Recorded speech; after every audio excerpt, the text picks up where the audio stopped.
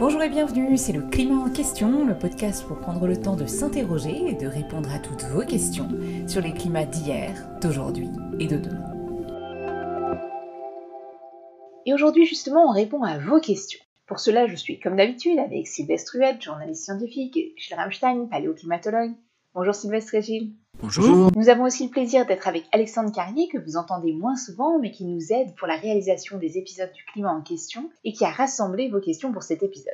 Bonjour Alexandre. Bonjour Céline. Mais avant de répondre à ces questions, je voudrais partager avec vous un podcast que j'aime beaucoup qui s'appelle Échange climatique, qui dans des épisodes d'environ 1 heure, donc un peu plus long que le climat en question, prend le temps d'approfondir des sujets aussi divers que passionnants comme la biodiversité, l'agriculture, la psychologie ou encore l'énergie. Pour en parler, j'ai la chance de recevoir aujourd'hui son créateur et réalisateur, Florian Paulet. Bonjour Florian, bienvenue dans le climat en question et toi non plus, tu n'étais pas un pro des podcasts avant de te lancer, alors je voudrais te demander, qu'est-ce qui t'a donné l'envie tout simplement de créer ce podcast Échange climatique ? Merci Céline pour cette invitation. Donc ça fait un certain temps que je me renseigne sur les problématiques climat, énergie et biodiversité pendant mon temps libre. Parce que je ne travaille pas dans ces domaines, c'est plus un dada.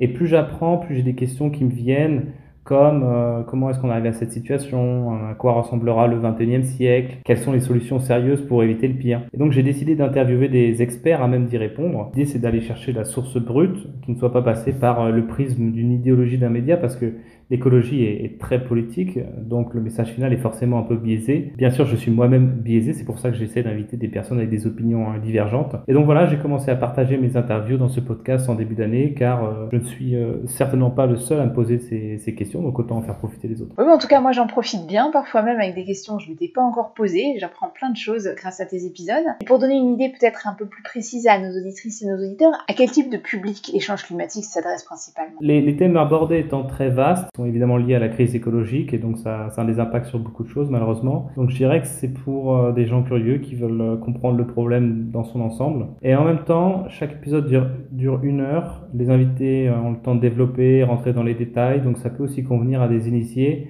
qui veulent en savoir plus sur un sujet en particulier. Par exemple, j'ai fait des épisodes sur la psychologie pour comprendre pourquoi on ne change pas malgré l'urgence climatique, ou comment justement faire changer les gens. J'ai fait des épisodes sur l'agriculture, quels sont les problèmes qu'elle pose aujourd'hui, comment peut-elle s'adapter pour être plus vertueuse envers la planète, plus résiliente au changement climatique. J'ai fait des épisodes aussi sur les énergies, quel mix énergétique pour la France, etc. Merci beaucoup Florian, et pour conclure, si tu devais nous donner une raison d'aller tous nous abonner tout de suite à Échange climatique sur les plateformes de podcast, tu dirais quoi ? Une bonne raison d'écouter le podcast, je dirais que c'est l'originalité des sujets et des intervenants. Je fais pas ça dans le but de faire quelque chose qui a déjà été fait.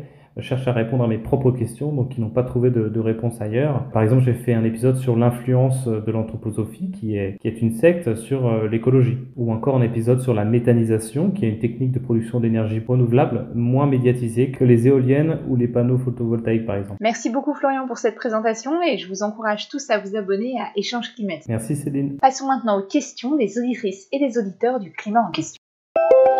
Alors Alexandre, on commence avec une question sur les émissions dans ce monde d'après dont on avait parlé dès les tout premiers épisodes du climat en question. Alors effectivement, dans notre, je crois, 2e épisode du podcast, on avait discuté de la baisse des émissions qui avait eu lieu pendant la crise du Covid. Et donc un de nos auditeurs avait récemment entendu que les émissions étaient reparties à la hausse, et fortement à la hausse. Et donc sa question était simplement de savoir où on en était de ce point de vue-là. Alors Sylvestre, commençons avec toi, où est-ce qu'on en est ?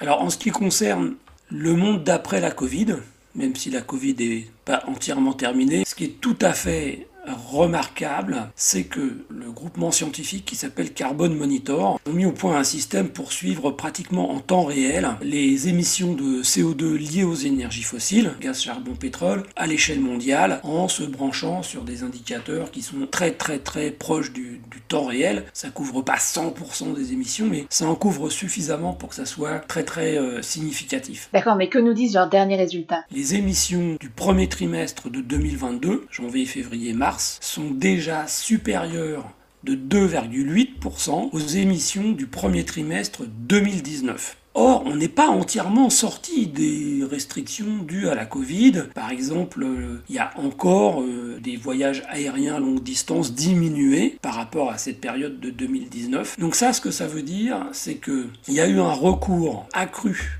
aux combustibles les plus émetteurs, notamment au charbon. Et si on se rappelle qu'il y a eu quelques soucis de production d'électricité avec des coupures très importantes, genre 10 heures de coupure dans la journée, dans certaines régions, notamment en Inde ou en Pakistan, ce dont on se rend compte, c'est que on est encore structurellement incapable de diminuer les émissions mondiales de CO2 liées aux énergies fossiles, et que la période Covid, en fait, était un peu une sorte de trompe-l'œil qui a pu faire croire qu'on était en train de prendre des mesures structurelles. C'est pas du tout le cas, et on retrouve un niveau de croissance là des émissions qui montre que la trajectoire actuelle, toujours sur une augmentation, au moins sur la décennie. Autrement dit, comme le dernier rapport du GIEC disait, pour une trajectoire réaliste qui permet d'arriver à 1,5 degré de réchauffement, il faudrait une diminution des émissions mondiales dès 2020, donc là c'est raté. Pour les 2 degrés, il fallait un pic mondial en 2025. Là, ce qu'on peut dire, c'est que on n'est pas du tout parti pour ça. Merci Sylvestre. Gilles, tu voulais ajouter quelque chose sur cette question ? Oui, donc effectivement, on a eu une baisse qui était très conjoncturelle. Et là, ce qu'on observe, c'est que les évolutions sont parties de nouveau à la hausse. On a maintenant un contenu en CO2 qui atteint 420 parties par million. C'est un nouveau record, si vous voulez, et ce record s'accompagne d'autres records, comme l'acidification des océans, les températures de surface des océans. Et dans ce contexte-là, on va avoir aussi, en plus de cette augmentation rapide, on devrait dire, mais des moyennes, on va avoir aussi des événements extrêmes qui vont à la fois s'intensifier et être plus fréquents. Et justement, les événements extrêmes, c'est le sujet de la prochaine question. Je te laisse la poser, Alexandre. Donc tout à fait.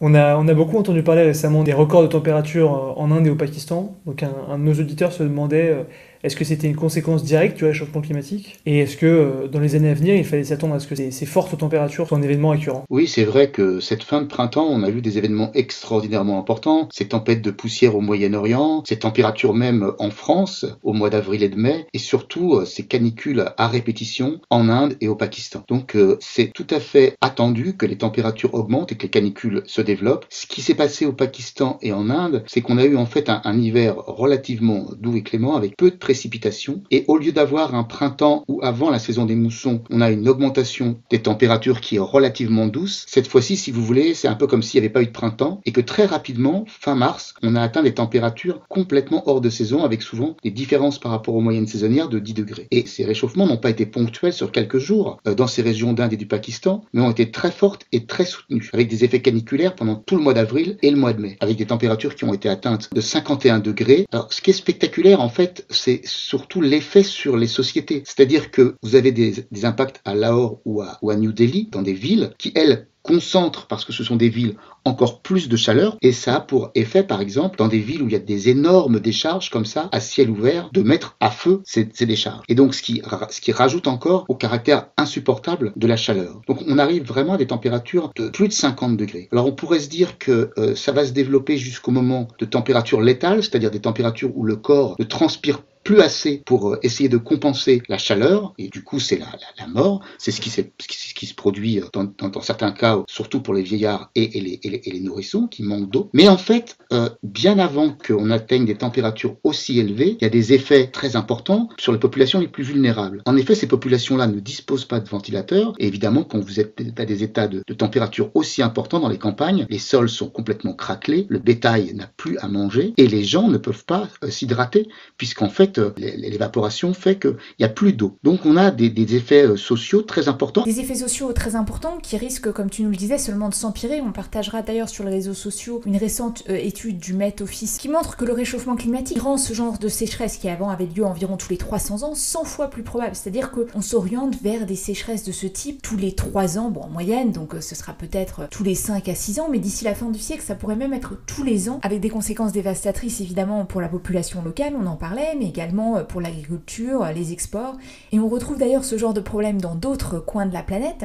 On passe à une autre région du globe, Alexandre. Du côté de la France aussi, on a beaucoup entendu parler des récents épisodes de sécheresse. Donc un de nos auditeurs se demandait d'où venaient ces épisodes de sécheresse, est-ce que c'était dû au réchauffement climatique, et aussi quelles pouvaient en être les conséquences dans les semaines et les mois à venir. Alors effectivement, depuis le mois de mars-avril, on a une sécheresse importante qui se développe en France, et effectivement ça c'est tout à fait normal, d'après les simulations du GIEC, ça correspond à une augmentation de température importante, et donc à une évapotranspiration importante, c'est-à-dire que les sols évaporent leur eau, et donc on a un effet de réchauffement sur un sol qui est de plus en plus sec, donc de moins en moins à même de garder de l'eau, et donc on a un phénomène d'amplification qui fait que on vit et on va vivre au printemps des sécheresses plus importantes avec des remplissages des nappes phréatiques qui sont diminués et donc des problèmes hydrologiques importants dans différents secteurs. Alors en plus, il faut bien comprendre que d'avoir un printemps comme ça extrêmement chaud où on a asséché déjà les sols, c'est un terrain tout à fait favorable à avoir des canicules très importantes l'été, toujours pour la même raison, c'est-à-dire qu'on va avoir un réchauffement qui va se faire sur des surfaces qui ne sont plus à même d'évapotranspirer. Un autre aspect, c'est aussi le fait que quand on a de la pollution urbaine, on a donc des productions d'aérosols,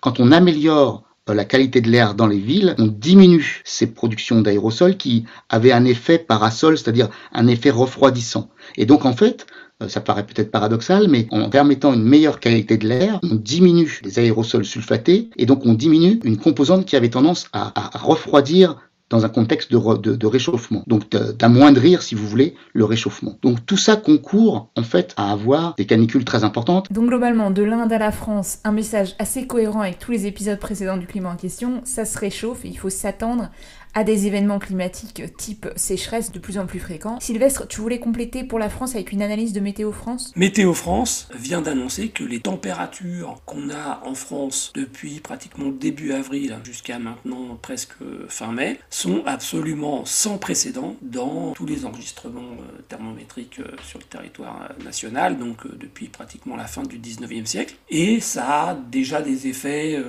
sur la production agricole. Ils ne sont pas encore complètement quantifiable parce que s'il y a un peu de pluie dans les 15 jours qui viennent, peut-être que notamment le blé aura la quantité d'eau nécessaire pour arriver aux productions espérées. Mais on a vu des choses totalement inédites, par exemple des régions comme dans le Maine-et-Loire, il y a des agriculteurs qui ont arrosé leurs champs de blé. C'est quelque chose qu'ils n'avaient jamais fait de leur vie et c'est vrai que c'est un geste qui est courant pour le maïs par exemple, mais qui est extrêmement rare pour le blé. Et là encore, on est dans un contexte où, quand on regarde les prévisions régionales Météo France sur les survenues de chaleur plus importantes au printemps et donc avec un risque de sécheresse agricole, eh bien si on est dans une situation comme cette année où les nappes phréatiques sont plutôt basses, eh bien une période de 3 ou 4 semaines avec très peu de pluie ou voire pas du tout de pluie dans certaines régions depuis 5-6 semaines, eh bien ça suffit pour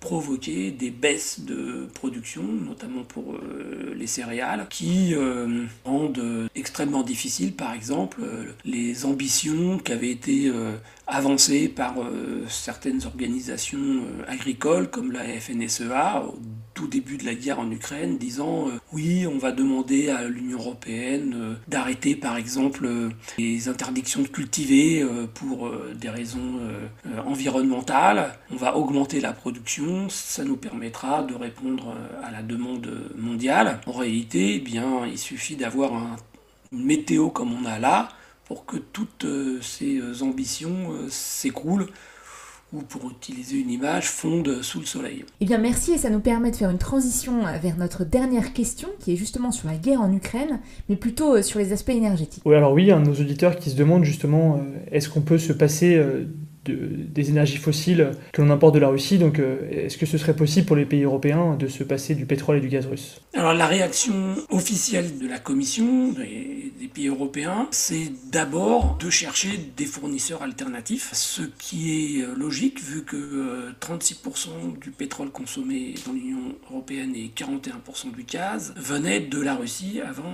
la guerre. Et donc même si dans le plan que la Commission vient de rendre public et qui est financé à hauteur de 300 milliards d'euros quand même. Il y a des actions très fortes pour accélérer la mise en place de moyens de production d'électricité renouvelable, solaire et éolien. Il y a quand même une bonne part de cet argent qui est destiné à trouver de nouveaux fournisseurs, notamment en construisant des terminaux méthaniers qui seront, espère-t-on, alimenté essentiellement par du gaz de schiste américain. Alors c'est d'ailleurs ce que les États-Unis demandaient à l'Union européenne de faire, enfin à l'Allemagne surtout, en échange de l'abandon du gazoduc sous la Baltique. Mais d'un point de vue climatique, on ne peut pas vraiment dire que c'est une bonne affaire parce que le gaz naturel liquéfié, il est presque 2,5 fois plus émetteur au kilowattheure produit que du gaz de gazoduc, enfin en tout cas le gaz américain, d'abord parce qu'il vient pour l'essentiel de gaz de roche-mer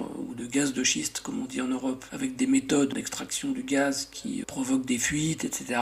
Et en outre, quand on liquéfie le gaz et puis qu'ensuite on le regazéifie, on consomme de l'énergie. Et donc quand on fait les comptes, c'est quelque chose qui est plus émetteur, nettement plus émetteur que le gaz de gazoduc. D'un autre côté, on voit bien que là, il y a une décision politique qui est prise, qui écrase tout calcul de détail, on va dire, sur les émissions de telle ou telle forme de gaz, parce que les pays européens ont décidé, devant le défi lancé par Poutine en Ukraine, de ne plus s'approvisionner en hydrocarbures à moyen terme en Russie, et donc ils sont prêts à en payer le prix. Il faut voir aussi que tous les pays ne sont pas logés à la même enseigne, notamment les petits pays d'Europe centrale, Hongrie, Slovaquie, République tchèque ou Roumanie, qui sont parfois dépendants jusqu'à 100% de leur consommation du gaz russe. Et donc c'est techniquement complètement impossible de remplacer